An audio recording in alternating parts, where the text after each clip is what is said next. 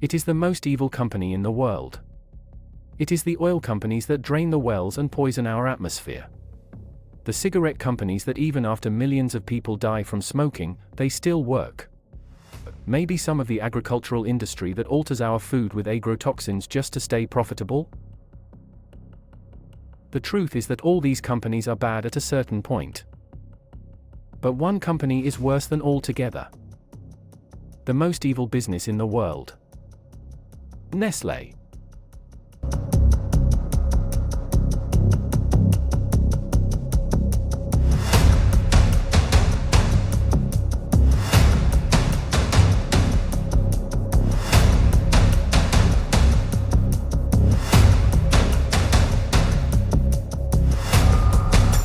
Nestlé is the largest food manufacturer in the world, with more than 2,000 different brands produced in more than 400 factories in 189 countries. The company makes about $100 billion in annual sales. Of espresso coffee and of the time, meat, Hot Pockets, Kit Kat, ice cream, among others. It would be difficult, if not almost impossible, for you to spend your life without using any of these products. In 1967, concerned with the high rate of infant mortality, Nestlé created a formula for babies, a substitute for milk for babies who could not drink breast milk. Nestlé had excellent intentions and never marketed its product as better than breast milk. Unfortunately, after his death, the integrity began to disappear from the company. In the 1970s, cigarettes were at their peak, largely thanks to deceptive advertising campaigns and skillfully elaborated around them. Nestlé took a page from Big Tobacco's notebook and ran an equally deceptive campaign to push its formula for babies to the masses, through paid doctors and obscure ads. Nestlé convinced a large part of the public that the formula was better than natural breast milk. An undeniably false allegation. But their deception did not stop there. Nestlé then hired hundreds of saleswomen in Africa and Asia, dressed them as nurses and sent them to local communities, with the purpose of proclaiming the false benefits of the infant formula to mothers in all developing countries. At Nestlé's discretion, these saleswomen gave formula samples to breastfeeding mothers, which lasted only long enough for the mother to start producing milk, but not long enough to feed the baby until they could be breastfed. When the formula samples ran out, the mothers who could no longer breastfeed had to buy more of Nestlé's formula. As many of these women could not buy the formula or the milk with which it should be mixed, they began to dilute it with water. And in areas where education, especially for women, was not always so comprehensive. Many women did not know that the water they gave their babies was frequently contaminated. Millions of children died due to contamination. Millions of others grew up nutritionally deficient. In 1978, Nestlé executives were taken to the United States Senate to explain why babies died after receiving the formula. Would you agree with me that your product should not be used where there is impure water? Yes or no? We give all the instructions. Just answer. What is your position? Of course not, but we cannot cope with that.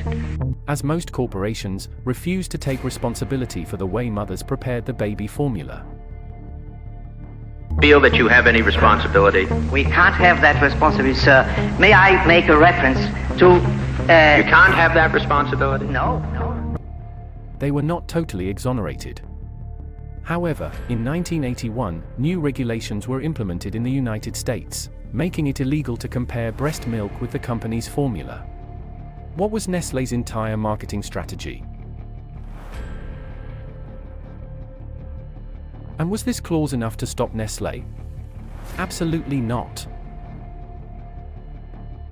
It simply moved most of its operations to Asia and Africa. While women and babies in these developing countries suffered much more, doctors around the world were paid to give free cans to new mothers. Mainly formulas for babies. Frequently, this meant that babies never developed the taste for natural breast milk. The healthiest and freest option. Nestlé continued to spread lies about its formula. Even the American Pediatric Association, the World Health Organization, UNICEF, and others say that breast milk is always better if available. The World Health Organization added that the global elimination of formula for babies could save the lives of about 820,000 children every year. When you stop and think about it, even for a second, it breaks my heart that this company can still aggressively commercialize infant formulas when we know how bad this can cause babies. Of course, there are many reasons why a baby would not be able to feed on breast milk, or that a mother would not be able to provide it. Therefore, I am definitely not saying that the formula should be completely eliminated. But every mother has the right to make an informed choice for her baby. And Nestlé repeatedly stole this right, spreading what could be classified as disinformation on a global scale. As if it were not enough to deceive mothers and harm babies. Nestlé has a long list of other abuses of human rights in this line of production. The company was denounced for buying fish for its pet food brands from companies in Thailand that use slave labor. Although Nestlé has introduced itself and said it was taking measures to draw attention to the problem and cut ties with the infractors, it clearly did not make the right choice in deciding where to get its ingredients. However, the scandal seems little compared to the company's practices in the production of one of its most sought-after products. Most of the cocoa cultivated in the world comes from Africa. And to increase the profit margins, Nestlé seeks opportunities to buy cheaper almonds through these forms. To lower the costs of cocoa, they have to drastically reduce the cost of labor. And many times they do this using child labor. In 2000, a report accused Nestlé of buying blood cocoa from the coast of Marfim. The company says it is against child labor, but that it cannot guarantee that the cocoa coming from these places does not involve child labor. It is not exactly the strong stance that could be expected from a global corporate leader. In 2005, the International Fund for Labor Rights entered into an action against the company in the name of 3 million children. The process claimed that the children are trafficked to the coast of Marfim, forced into slavery and plundering in a plantation of origin of Nestlé. Once again, Nestlé tried to circumvent the situation, claiming that it had no idea that there was child labor and abuse, despite the process stating that yes. So would they finally have their punishment for consciously exploiting child labor? No, they were punished. In 2010, a California court rejected the rule that corporations cannot be held responsible for violating international law, and rejected the process. Despite the company's claim that it was taking measures to end the child labor involved in the production of many of its food products, little has changed. In 2015, the Fair Labor Association investigated 260 farms on the coast of Marfim, and found that 56 of its workers were under 18. 27 of them were under 50. Nestlé has always been concerned with its profits, and with 3 million tons of chocolate consumed every year, there is a huge amount of profit on the table. When she is not exploring children, she is exploring natural resources. Nestlé has gained a lot by bottling tap water all over the world, often draining the resources of the communities and, in return, selling them back. For example, in Flint, Michigan, a city that has been facing a water contamination crisis for years, while Nestlé donated and sold bottled water to help with the problem. The company was also bottling clean underground water from a pump near Flint. A similar coup is taking place in South Africa, where Nestlé bought land, which prevented citizens from accessing their underground waters. Instead, Nestlé bottles the water it extracts from that land and sells it to these citizens. In Florida, the company was accused of contributing to the depletion of springs and selling the water that pumps them for profit. The same thing happens in California, which finds a new level of exploitation, since the state suffers from extreme droughts. For decades, Nestlé pumps billions of liters of water every year from the springs of the San Bernardino National Forest and bottles them, and sells them for a brand known as Arrowhead. What is most frustrating is that this pumping operation is practically free for Nestlé. It's only $500 a year for the right to pump the water, taking advantage of the slow and often negligent bureaucracy. Nestlé essentially stole water from a state in a desperate drought. In 2013, it was discovered that Nestlé was diverting drinking water from cities in Pakistan, packaging and reselling to the same people who took it.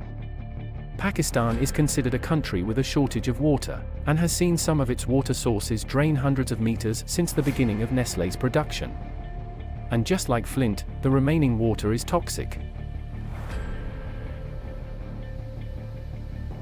But unlike California, where Nestlé at least pays something for the rights of water in Pakistan, it takes the water for free. And how does it get away from these schemes of water theft? Nestlé looks for areas that need jobs and economic stimulus. It negotiates favorable terms with local governments or those who control the rights of the water. And it thrives as a hero and employer without the knowledge of the community, which in fact is harming them. Not everything that shines is gold. Nestlé has 27 bottled water facilities only in North America, generating $5 billion a year worldwide. Its water business generates about $8 billion a year. All of this raises a very simple question. Shouldn't water be a human right? In the affirmative case, why companies like Nestlé, which withdraw this water from needy communities, are not considered infractions of the law? Nestlé's CEO, Peter Brubeck-Lamont, said that the idea of water being a human right is extreme. Und da gibt es zwei verschiedene Anschauungen.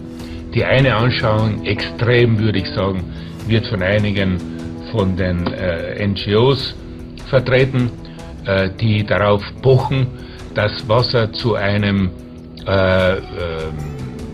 öffentlichen Recht erklärt wird. Das heißt, als Mensch sollten sie einfach Recht haben, Wasser zu haben. Das ist die eine Extremlösung. Ja? Years later, he went back to that comment. Let me make it clear from the beginning. I have always supported the human right to water. But it was already too late. Nestlé is also known for engaging in really aggressive business practices. In 2002, the Ethiopian government owed $6 million to Nestlé. Despite the country going through a terrible famine, Nestlé still demanded its money. It could easily have been discarded as lost, or at least waited until the situation was more stable. Eventually, after increasing the pressure of the boycotts initially withdrawn in 2013, Nestlé was accused of a supposed conspiracy to fix the price of chocolate in Canada, effectively eliminating economic competition. One of the company's worst supposed bad practices is this plastic pollution. Nestlé is considered one of the worst plastic polluters in the world, losing only to Coca-Cola. The company's website says it has a long-term commitment to sustainability. But this is a realistic assessment of a company that manufactures more plastic packaging than we can count. To his credit, Nestlé inaugurated the Institute of Packaging Sciences in Lausanne, Switzerland, with the aim of making all packaging from the company recyclable or reusable by 2025. In the same way, after receiving years of criticism for their products that lead to obesity and type 2 diabetes, Nestlé is working to make formulas with reduced sugar, unsaturated fat and salt. It is also promised to add more vegetables and ingredients rich in fibers. But knowing Nestlé, why should we trust anything they say? It may seem impossible to avoid the company, because in many ways it is trying to buy local and independent brands. However, instead of buying packaged products, you can make an effort to prepare your own food. Choose reusable water bottles instead of plastic ones. Or even looking at a label to see if a product distributed by Nestlé can help you escape from the company's reach. But in the end, is the effort worth it? It's up to you or some to try to avoid an evil giant like Nestlé.